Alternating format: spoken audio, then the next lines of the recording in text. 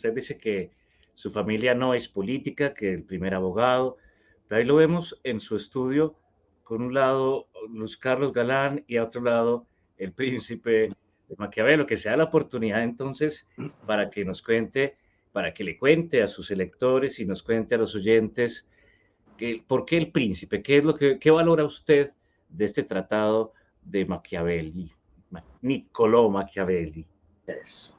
qué admira de este libro, qué le Sí, gusta. mira Silvio, yo entré en contacto con este libro en la universidad precisamente en las clases de Derecho Constitucional y me parece un texto, los politólogos lo llaman el padre de la ciencia política, me parece un texto bien interesante y con una visión del poder y de lo que debe ser el ejercicio del poder muy interesante.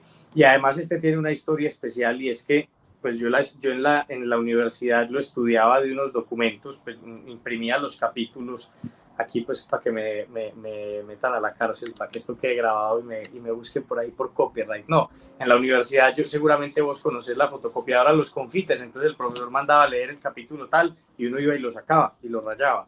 Hombre, y mi novia de aquel entonces me vio tan apasionado con esto, con ese primer contacto como con el estudio de la política y del poder, que por esos días yo cumplía años y me compra una edición bellísima, que es esa que tengo ahí.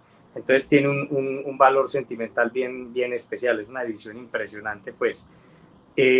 Pero más que El Príncipe, que es el libro conocido de Maquiavelo, hay un texto que a mí me pareció impresionante, que se llama Discursos de la primera década de Tito Livio. Y es un texto también de Maquiavelo en el que si el príncipe lo que busca es describir el ejercicio del poder y hacer recomendaciones sobre el ejercicio del poder en un principado, o sea, en donde la cabeza del poder es una sola persona, los discursos de la primera década de Tito Livio lo que hacen es exactamente el mismo ejercicio, pero en una república donde el poder está en un órgano colectivo. Y ese sí que es una maravilla del libro, bien importante. Entonces, como para hacer esa contraposición, buenísimo El Príncipe, pero les recomiendo especialmente leer los discursos de la primera década de Tito Livio. Discursos de la primera década, corregimos luego la Eso. descripción de Tito Livio. Qué interesante porque poco se habla de eso, una buena recomendación. Esteban, ya que habla de libros, y antes de hablar de Luis Carlos Galán, ¿qué libro, qué libro, qué libro? La gente pregunta cuál llevarías a una isla o cuál está en tu nochero, pero te hago otra pregunta, ¿cuál es tu libro? ¿Cuál libro, uno de los libros que tú amas o los libros que amas? Hombre, eso es una cosa bien tesa de responder, porque Sí, yo creo que es como el del momento, ¿cierto? Yo te puedo decir la fiebre que tuve con los libros desde muy pequeño y recuerdo cada momento de mi vida como se marcó por una obra literaria distinta. Entonces, estando muy pelado, los libros de Verne para mí fueron una sensación, especialmente, no sé por qué siempre he dado como con libros raritos, que no son los más famosos. Les recomiendo de Julio Verne 2 años de vacaciones, que no es ni la vuelta al mundo 80 días, en fin. Ese libro, 2 años de vacaciones, es una belleza, una belleza. Un grupo de muchachos, y yo lo leí más o menos en esa edad, un grupo de muchachos que se pierden en un barco en una isla en el Pacífico y cuenta cómo sobreviven en esa isla y lo que hacen con el barco y cómo una maravilla, y el desarrollo de cada personaje es bellísimo. Entonces, 2 años de vacaciones de Verne. Después me leí, aquí los tengo, que esto es una reliquia para mí, eh, la obra completa de Sir Arthur Conan Doyle. Y estos son fantástico. unos libros de mi bisabuelo. Y mi bisabuelo, pues, se los heredó a un tío abuelo, él a mi papá, y yo en estos libritos de papel de arroz me leí la obra completa de Sir Arthur Conan Doyle, por supuesto, con el personaje central que es Sherlock Holmes, y eso a mí me marcó, pues eso me parecieron fascinantes Sherlock Holmes. Y Tiene después, mucho, ¿qué?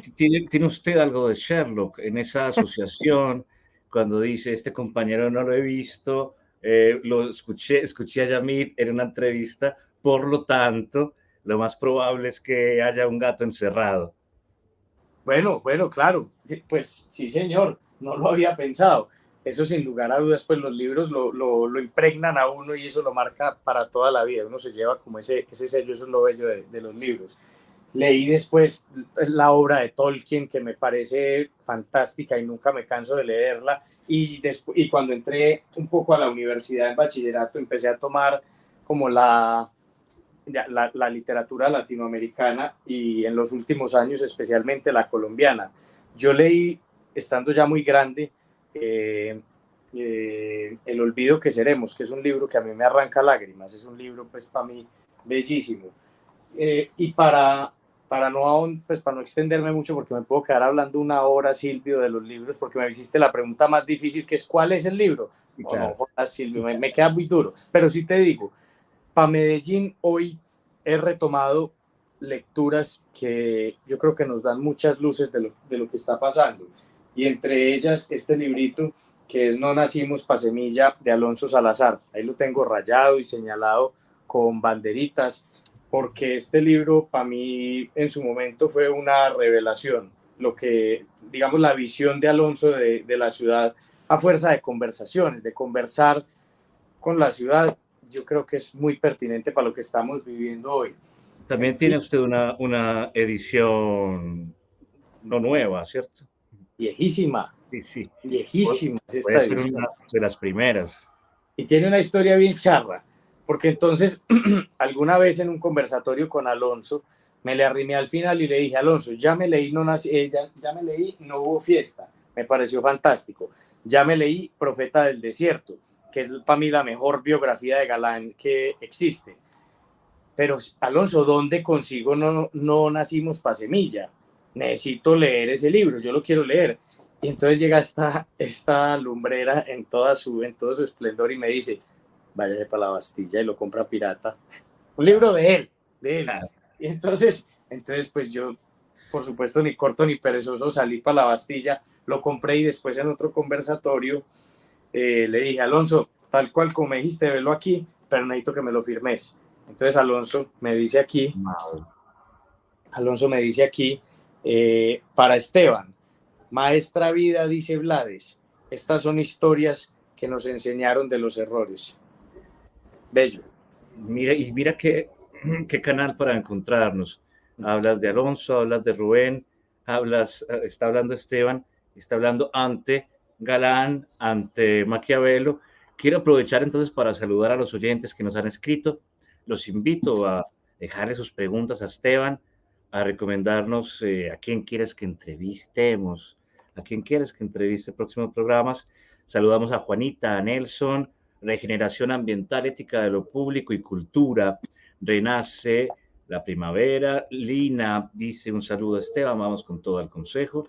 Renace la Primavera.